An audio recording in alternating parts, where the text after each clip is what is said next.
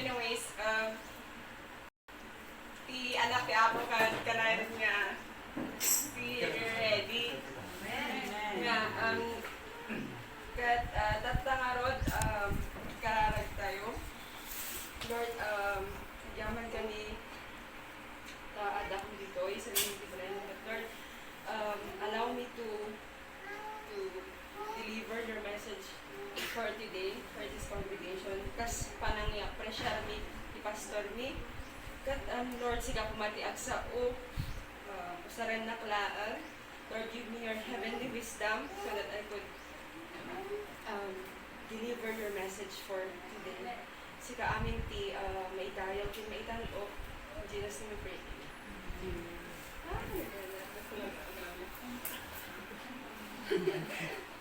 Kumusta naman kayo? Nervous na.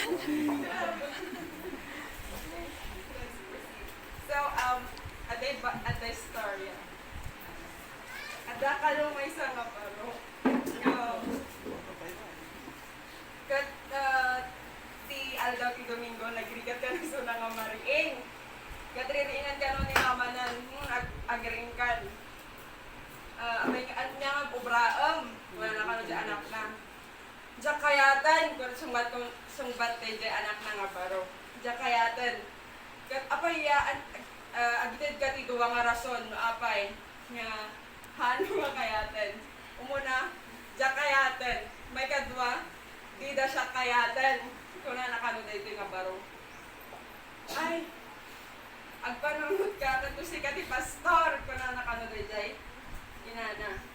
Kat, ijay nga na, doon ko na-realize na, ay, nagrigat kayang ti ag pastor. It's either, DJ, mariktam nga, handa ako ba kaya ti kongregasyonan, kaslamawan ka ti ganas, kat, everyday, kasla ka dyan mo, tapi marikrit na kami, nagrigat, mariingad balay. Everyday na kayo nariingan, kat, pinaka-umunang ma-struggle ko every morning, DJ, mariingkat, kanyayo ba, nalakakailang ba nga, nung morning person kayo, nalakalang kayo lang agririingam, no adi, talaga dapat adabang hiinggan niya. Anyway,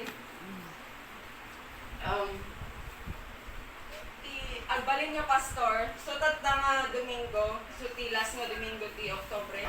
Nagkapuntahan tayo nga nasa-celebrate tayo jay Pastor's Appreciation. At least adapay lang tatda.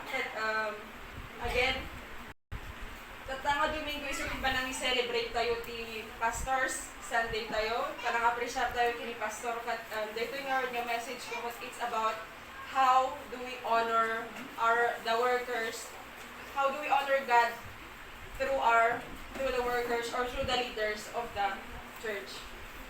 Kat kas makita tayo di agbalin nga pastor kat daktol nga trabaho. Diyan amo kini pastor no siguro nahaan ko mga pastor, isuna data, anya ko mga ta-isuna, baka dakilang hasyendero, or baka daw sa bali, or na trabaho data nga, isuti gapo na nga, nagpabak ng kanyanan, ti material nga ba, no anya mampay nga pagbaknangan, dito nga tubong. However, ti pinili na nga trabaho na, ay, tinay kastakat naging pastor isona. Kati kayat ko lang nga dito kat agbalin nga pastor kat dakol nga talaga nga trabaho. Mabalin nga dito nga profession dapat it's because inted dito ti Apo isona. Gaputa sinurot na ti calling ni Apo para kanya na. Ado talaga nagiti material nga banbanag nga haan mo nga maalan no nagbalik ka nga pastor. Gaputa isulag yung kinayat na trabaho.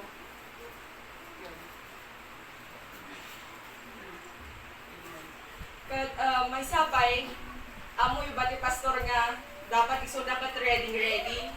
No kas kumakadagi ni pulis nga may sala nga awag kanya dagiti boss da or nga naman pa nga trabaho nga no ibaga dito sa bossan nga ay dapat ada ka dito kasi mo lang ti pastor no ibaga da nga ada tinatay ada ti ag birthday ada ti kasar dapat ready ti pastor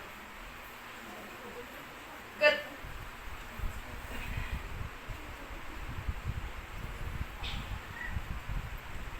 kastamat agredi man lang isuna tapno ada ti maipakanda kanya tayo tunggal every Sunday nga ag-preach isuna today jay marigatan adda man lang ti tiyempo nga panagrigat na mai-deliver na lang iplano na nga nalaing dejeket na nga message para kanya tayo every Sunday every time nga ag-speak isuna ti anyaman nga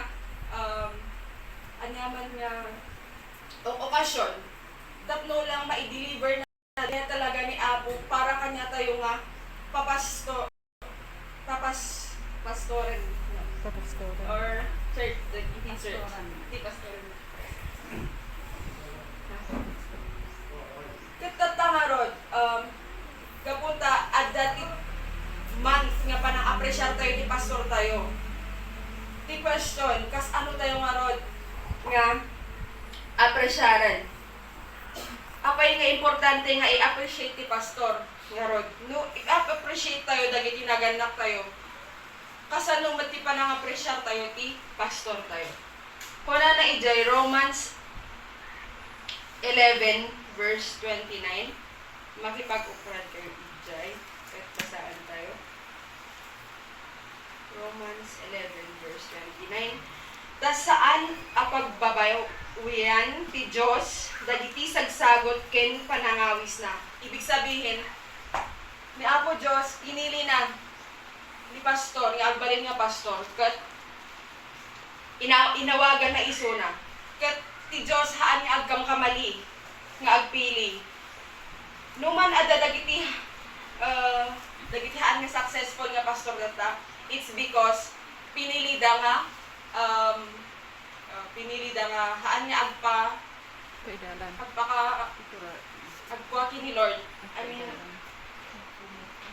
sila na mismo yung pumili na nagpadala sila sa tukso, ganyan, or hindi nila impatag ni Apo Diyos. So, ibig sabihin, ni kaputa, adapay lang ni pastor, successful isuna, ibig sabihin, adapay lang isuna nga mangon honor kini Lord kaputa,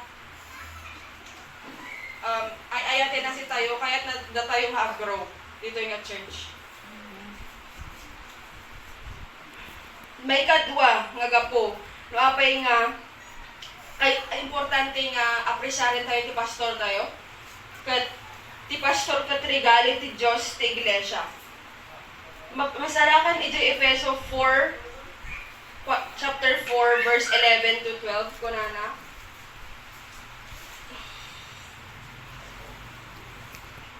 Ket dagiti daduma inkabil na nga apostol, ket dagiti daduma mamadto, ket dagiti daduma evangelistas, ket dagiti sabsabali papastor ken manusuro, ang maipaay iti panakapaan anay dagiti sa santo, ang maipaay iti aramid, ti panagserbi, ang maipaay iti panakabangon ti bagi ni Kristo.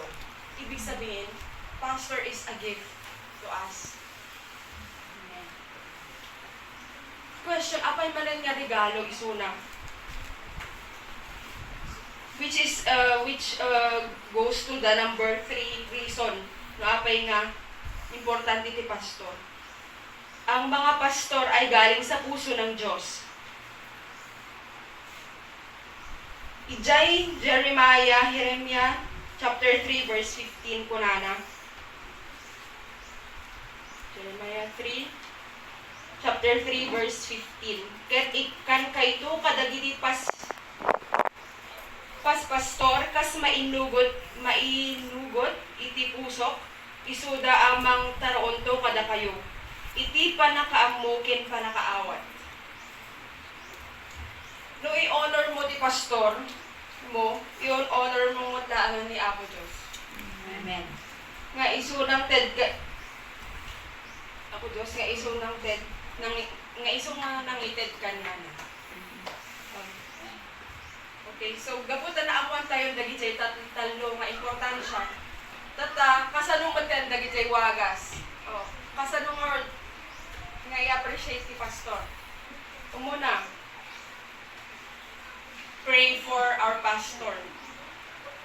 Ni pastor, kanay na kay bagbagbaga nga tugal nga prepare siya. Ikararagan na kayo. Mas tugat, grabe, matigtig-tigtig mo sa kano. Like, every 3 AM kas na kasi.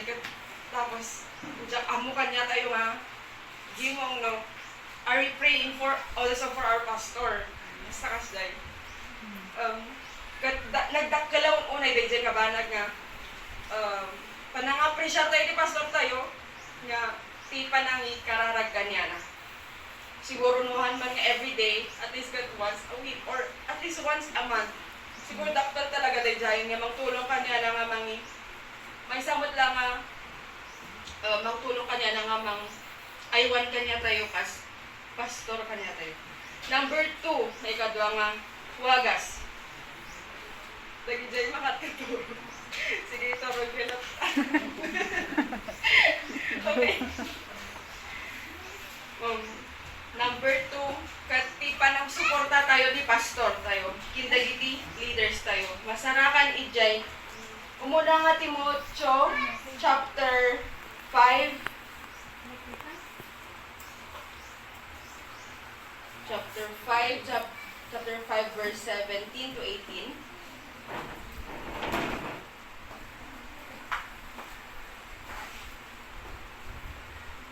Dagiti panglakayen amang ituray anaimbag, maibilang dakuma may kari iti dakkel adayaw, nang runa dagiti agtrabaho iti sao, kin panursuro. Takuna ti surat, di kanto, busalan ti baka nga agirik, babaen, kadagiti saksaka na, ken ti mangmangged, may kari iti tangdan na. So, hindi lang naman lang ba't nga ibig sabihin nga pa ng suporta tayo, ti pastor tayo financially. There are also other things. Adamat dagiti dan dumapay nga banbanag kas lang kuma aamoy day tayo. Paano na tayo day tayo? Kat obra di pastor nga aywanan ti kapilya or ti church na. Kat kastamat, obramad lang ti gimong, or si tayo obra tayo matla nga mang support, or mga riwan kini pastor, ti pastor na, kasla. Ni pastor, an lang nga dapat nga agmay-may sa isuna, iso nga rod nga, ada tayo, nga mang suporta kanya na. No ada, isuna, ikitad that, ikika na tayo, ti message, kat kastamat kanya tayo, ikan tayo mat isuna as fruit of his message. The supporting verses na masarakan iti 1 Corinthians 9, chapter 9, verse 14, in Galatians chapter 6, verse 6. Basaan yun to, kakapsat. Kanti may katalo. So, last, nga wagas. Sinati ready nga mga nalamdaman lagi Amen. God bless you, Sister Marisa. Okay, so number 3, may katalo nga wagas, kati panang obey. Ano ba ito obey? Panang dayaw? Panagtulnog kini pastor. Kadagiti pa pastor. Ket ijay Hebrew 13 verse 17. Chapter 13 verse 17 kunana ditoy agtulnog kayo kadagiti mangidalan kada kayo ket paiturayan kayo ta igagada kadagiti kararway kas la isuda ti mangidag tagto iti Diyos, tapno aramiden da daytoy as sirarago, as saan as sililiday, tano saan awanti gungunan. Sunuhaan tayo nga i-obey ti pastor, anong ti gungunan tayo. As lamot lang ti pa ng obey tayo, dagiti parents tayo. Sino dito itihan yung mga obey ti parent? Praise the Lord.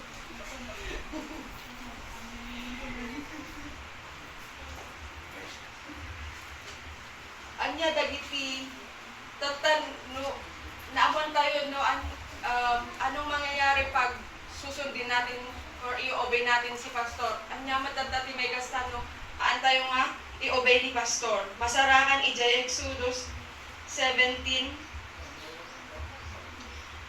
verse 8 to 13.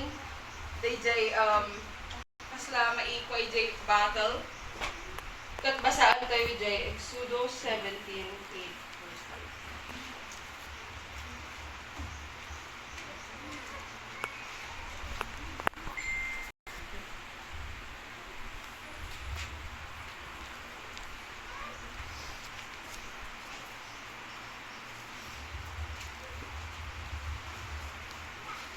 Dito'y ang Exodo dayjay battle nga adada Moses ken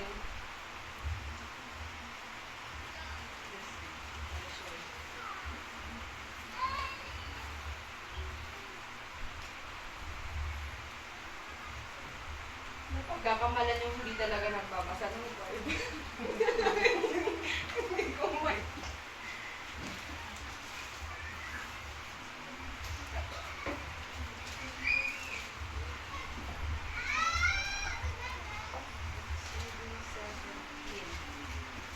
verse 8 to 13.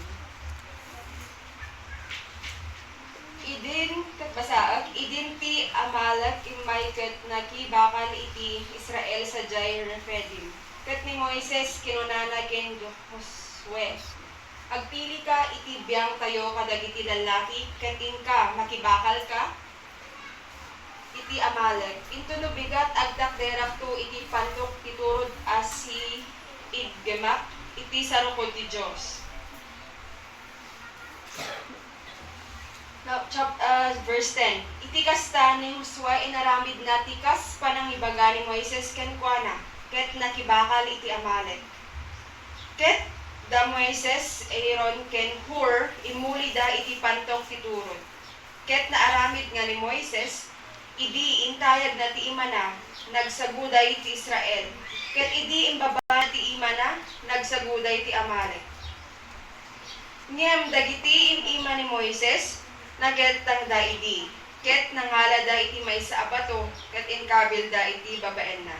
Ket isuti nagtugawan na. Ket da Aaron ken ni Hur, nagsumbangir da nga ampayagen da dagiti ima na. Ket dagiti ima na, si kikerredda idi, agingana iti ililenek ti init. Ket ni Josue, pinarmek na ni Amalek, ken dagiti tattao na iti tadem ti kampilan. So, ganun nga po yung mangyaya. Kasi ay kastano, agobey tayo. It's either, nahaan tayo nga agobey, kuna na ijay, no ibaba ni Moises, dagiti ima na maabak da. Ngam no itag-ay na dagiti ima da, maabak da. But, dagiti lang suporta kanya na isu dayjay ti mangisingbulo ti kapilya wenno ti church. Ket isu nga kasapulan ti church ti suporta ti pastor tapno kanayon nga mangabak ti kanayon nga win. Haan nga mangabak.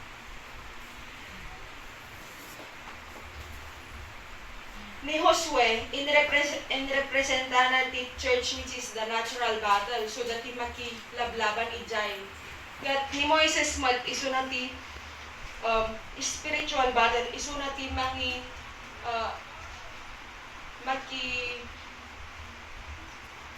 diretso kinabo Diyos na seek the help ken DJ bato in-representa ni Apo Diyos, ibig sabihin no awan DJ nga bato, haanda nga matlang nga balanan nga kasi babanbanugan ni Moises kasapulan naman lang ti resting place. And kat kasi nga rod nga i-highlight ko dahil marigatan ti pastor nga manging nga bali nga successful kumati kapilyano. Dahil mismo mat lang nga pastoron na kat anda nga italo iso na. Kat kasi karon I encourage all of us nga ni pastor normal mat lang iso na nga tao haan iso na nga superhero. Iso nga yung mabalbalin kasapulan natin suporta nga magabukan niya tayo.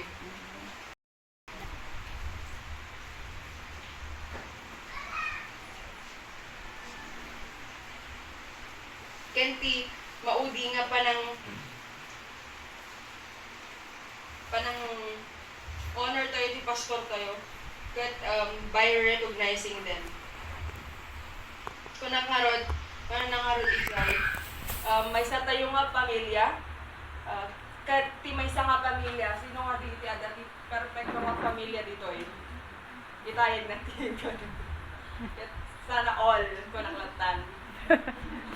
No, ada perfect yung family na. Sana all. Dagiti parents agkamali damat lang. Dagiti anak agkamali. Ada ti problema no dadto nga. Haan nga dayto no agkamali ti parents tayo. Hindi ito yung dahilan. Haan nga isuti gapo. No haan tayo nga respetarin suda. Nga haan tayo nga i-obey suda. Kat kasaymat lang ti pastor. No adalang basit nagkamalyan nan ayo isa sa odanton ngam pero Bernos wala naman dito sa poblasyon aging. Amen. Amen. Amen. Praise the Lord. Kat oray pa ino agkamalida adala tad irespeto tayo latay sulat kasi sila nga yung leaders natin, siya nga yung pastor natin, sila nga yung so, di mga dadaulukin na tayo. Ahan kung mga maawan ti respeto, kin pa ng obey kanyada. Hindi ka, why not nga, ikararag tayo isuda, kasi man din, umuna man nga wagasan, ikararag tayo isuda.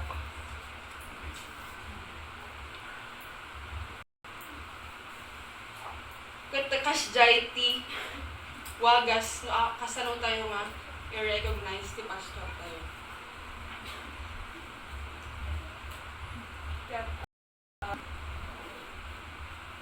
Praise the Lord. That ends the message for today. Amen.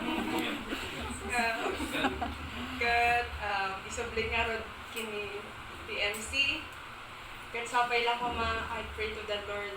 O rin haan na ready talaga makita eh. Muan ka nga ready. Though idi, goyang ko na, ada nang ipalagi ko na ni Pastor, gayang idi, after nga nag-message ni Marfel. Last year, nga ako daw pala yung magme-message. Idi ka yung Sunday. Ada, sa bali nga ay, wow, hanggang ma-shock, okay. Nga talaga nag-ready. I mean, kagabi, sinabi, you know, sometimes. I-ready pa rin yung mga message gano'n. Maris, gawin di ko na da. Anyways, Kubkubuan. I made it. Thank you, Lord. Amen. Amen. Yung challenge talaga na kaya ko, I thank God. MC.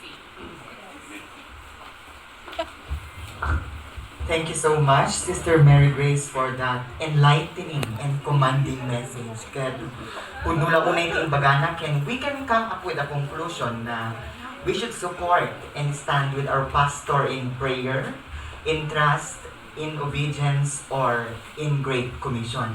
Kaya ay bantay mo rin, ay tayo pastor ta, at tugawag ito'y tenga, ito'y samo, tama pantayo iti gift giving.